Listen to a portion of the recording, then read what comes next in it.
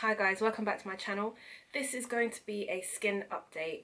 As you know, I suffer from eczema, and if you haven't watched that video, please go back and watch it. It should give you a lot of insight to what's happening to me now and just a background on my eczema history. So to begin, we have to go back to November the 4th, which was a Saturday. This is bonfire weekend, and my plan was to go to see the fireworks. I woke up on Saturday feeling very ill.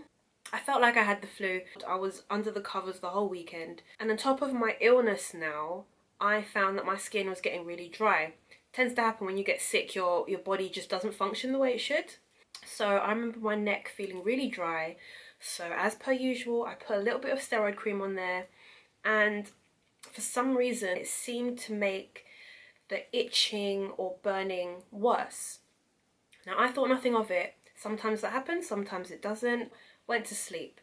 Monday comes, I'm getting ready for work, I'm putting on my makeup. My neck is still quite red, quite sore, and also the space between my brows is quite tender. Now I get to work, and I don't know if it's because I missed the fireworks, I'd spent the whole weekend in bed, I was pretty miserable. I was just in a really shitty mood, and I remember just crying at work. My manager's really nice. She asked me what was wrong, and the only way that I could describe it is that my skin felt like it was on fire. Constantly, my brow was beginning to hurt. Just to raise my eyebrow was really painful. My neck was constantly flaring. Now, this wasn't the first time I've ever talked to my manager about my skin. As much as I didn't want to, my manager persuaded me to book an appointment with my doctor. It was Monday, and somehow they managed to fit me in Wednesday morning. Now, bear in mind, this is the same doctor that didn't listen to me the last time I went, so you can understand why I really don't want to go there. I haven't been to the doctors for my skin since that time. It's been 7 years. I remember I went home that day and laid in bed. I was going through my old YouTube videos, and someone had left a comment on my eczema video, and thank God for this girl. Her name is Emmy, and she lives in Japan, and she also has eczema. And in her comment, she said, "Hi there, your video is so relatable and reminds me of my own upbringing. I was just wondering if you've ever heard of topical steroid addiction. If you, or anyone for that matter, has been using steroids to manage their eczema and it always seems to come back, you definitely want to look into it. As someone who has also suffered with eczema all my life, I finally have the answers I was searching so desperately for. Please feel free to reach out to me, Emmy." Now, up until her message, I had no idea what topical steroid withdrawal was. So I immediately went onto Google, started Googling. Now, the pictures that I saw when you first type in topical steroid withdrawal or addiction, they are shocking. They are heartbreaking. And then I started to read pages and pages of blogs, people describing exactly what I'm going through, where you've been on steroid creams your whole life to manage your eczema, and then somewhere down the line they just cease to work. You end up putting more and more cream, twice as much, 3 times as much, and it's still not clearing. Your body becomes so used to the steroids that it needs more and more and more. And to link with that as well, you go to the doctors and you tell them that the creams are not working. So instead of finding alternative routes, what they do is they put you on stronger steroids, and you use them for a while and it clears. And then down the line, those stronger steroids stop working too. And that is me. The creams that I was using was Eczema and Betnovate.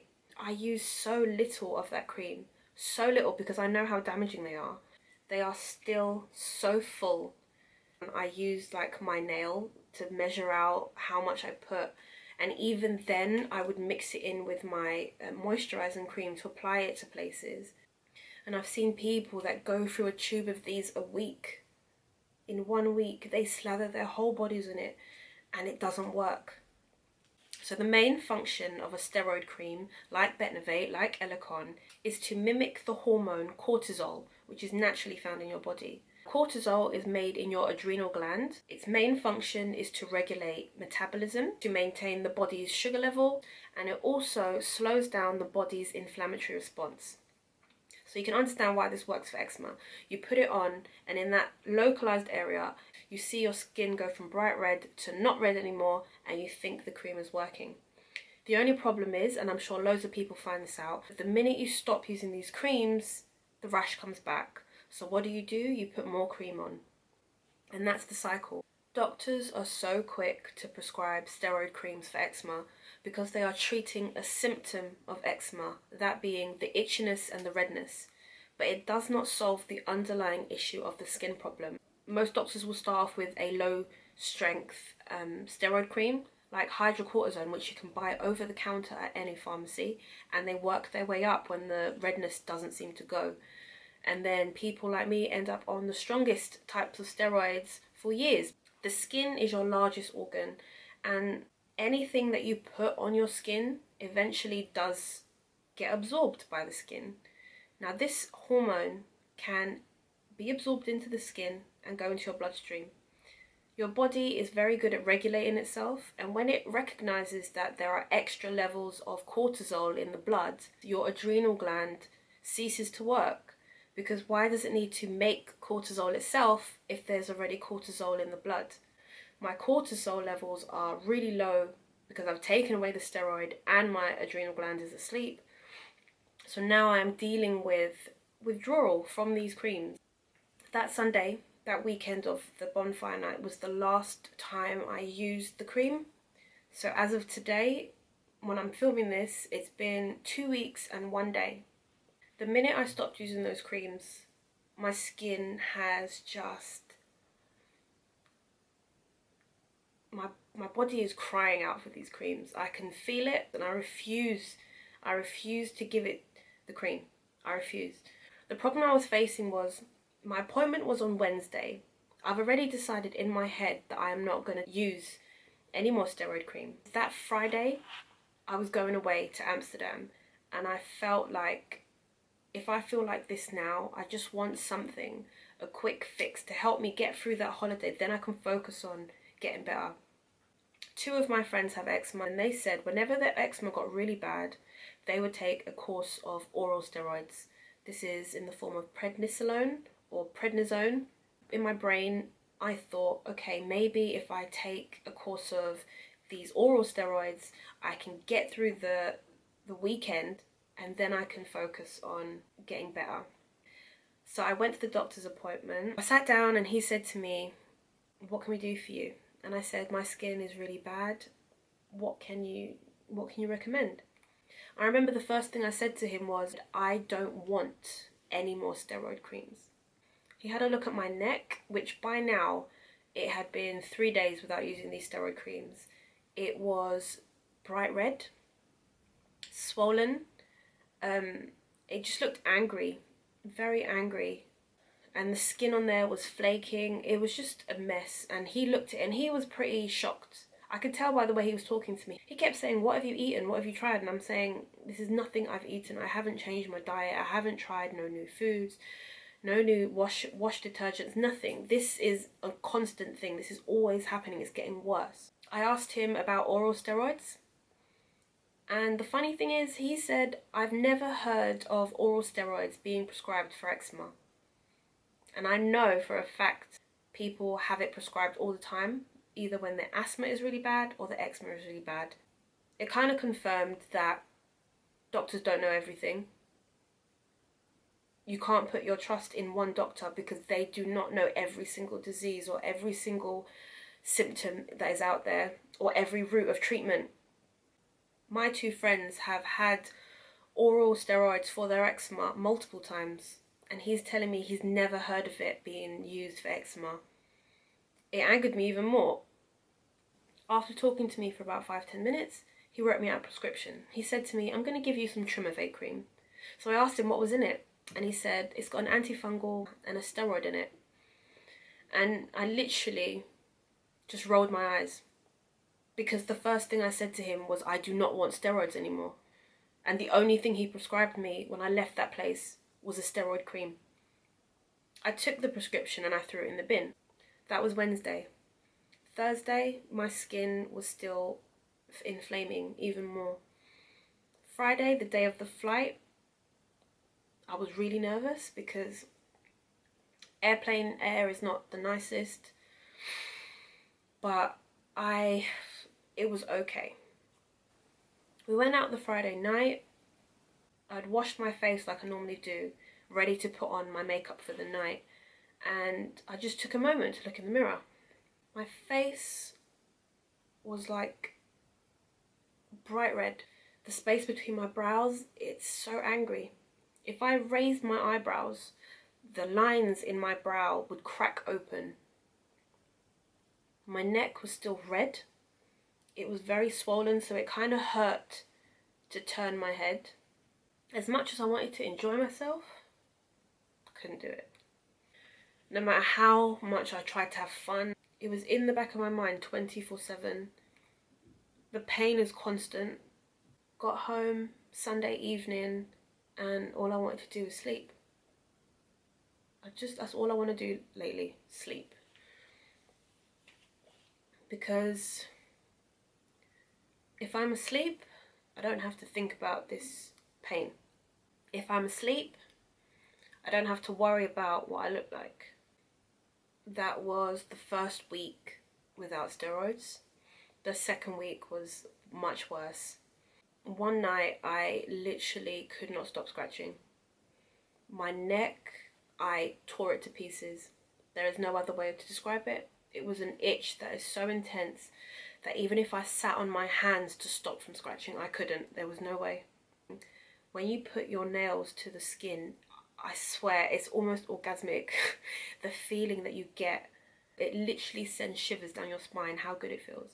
And then when you stop, you feel that instant regret of what you've done, that you've broken the skin, that now you're weeping or bleeding, but you can't help it. That's how bad it is. You know you're doing yourself harm, but you can't stop. I had scratched this side so much that it just wept. This water, this fluid was just coming out of my neck. It's not even bleeding. That's the crazy thing. It's not even bleeding. It's just fluid. I had to sleep with an ice pack on my neck just to numb the itch. And even then, I was rubbing my chin against the ice pack. I am constantly cold. I've got a heater next to me right now. It seems that I cannot get warm even in bed with a duvet and a blanket and a heater. I have chills running up and down my body. I'm finding it hard to drive. Turning my neck at junctions, I can't turn. I turn my whole body or just my eyes and it is so sore. When my neck starts to swell, it feels like the skin is going to crack.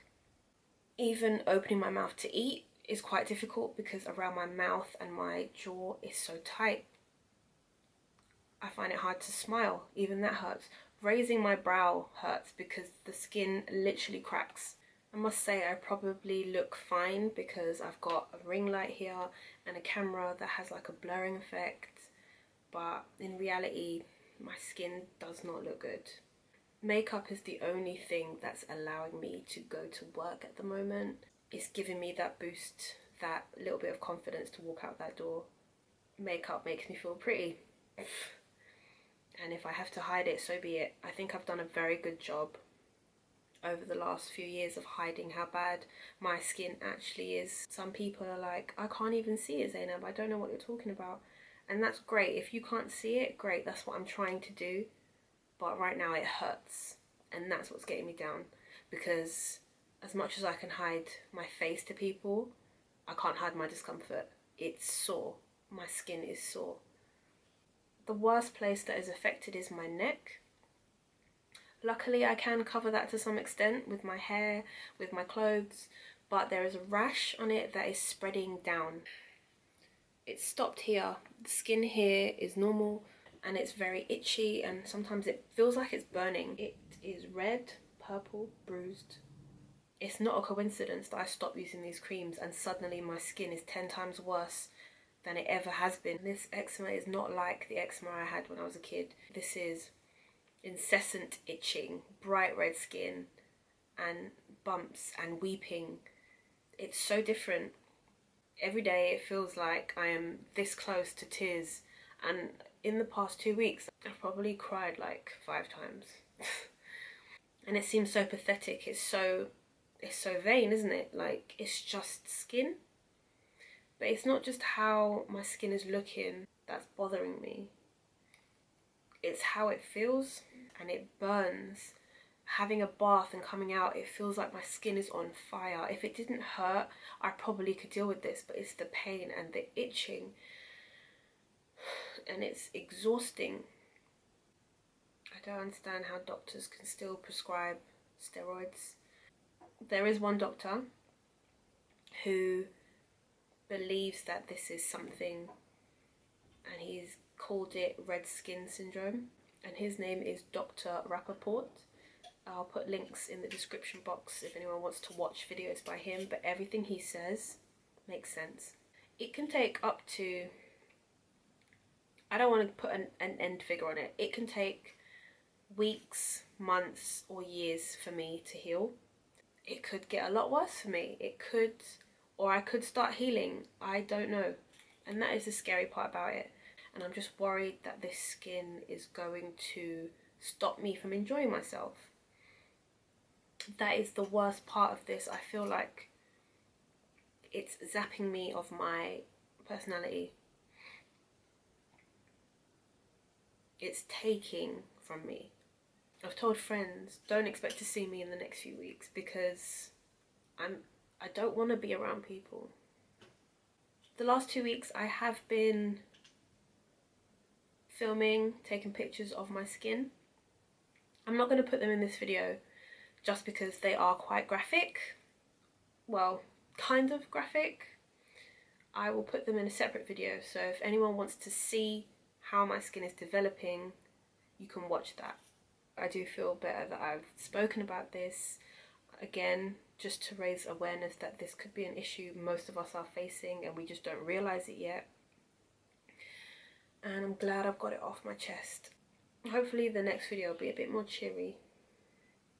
So thank you for watching, and I'll catch you on the next one.